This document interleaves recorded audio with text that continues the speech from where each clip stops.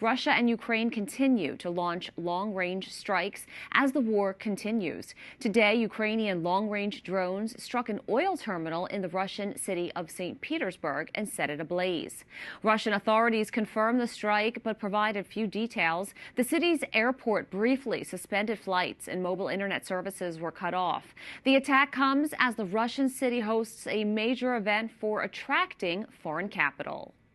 Joining us now from Kyiv is Stephen Moore, the founder of the Ukraine Freedom Project. Great to have you back on. Can you tell us more about what's happening in regards to the church that was hit 2 days ago?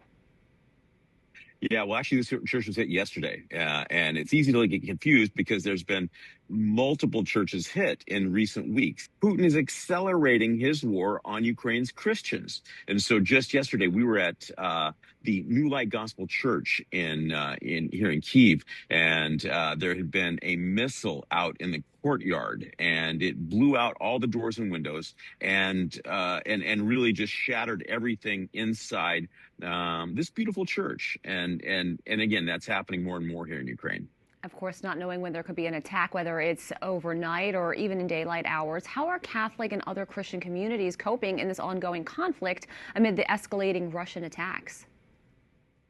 Oh, there is no one tougher than Ukrainians, and no one more steadfast than Ukrainian Christians. And listen, Putin thinks he's intimidating these people. Putin thinks that they're somehow going to start crying and pound the ground and give up.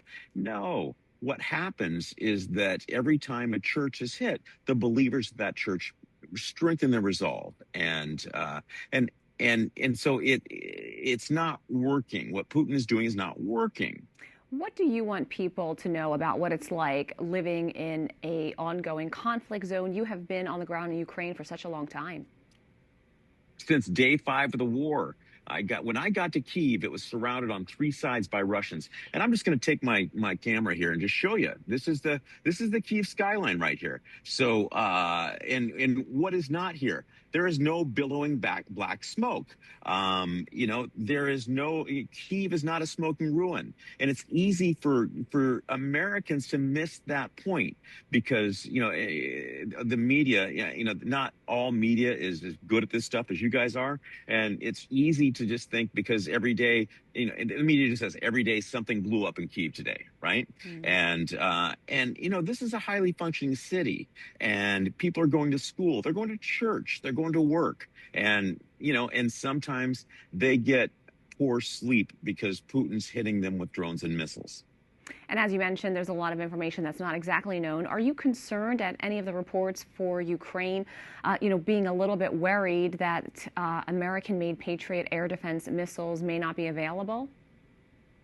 Yeah, now that is the big concern. And, these guys, these Ukrainians, these people of strong faith, close to 80% of Ukrainians are Christians, and they can keep going for a long time because, they know if they lose that Putin's going to shut down every church here in Ukraine as he has in occupied Ukraine.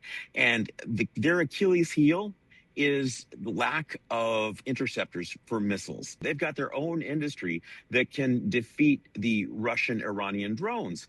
But what they don't have is the Patriots that can take down these hypersonic missiles. And, the American government is the sole purveyor of Patriot missiles. And, these anti-aircraft missiles are really what's needed, or else it's going to get really, really ugly here. Stephen Moore, thanks for joining us. Stay safe, and we really appreciate your on-the-ground view of everything that's happening. Thank you so much. Thanks for letting me be with you.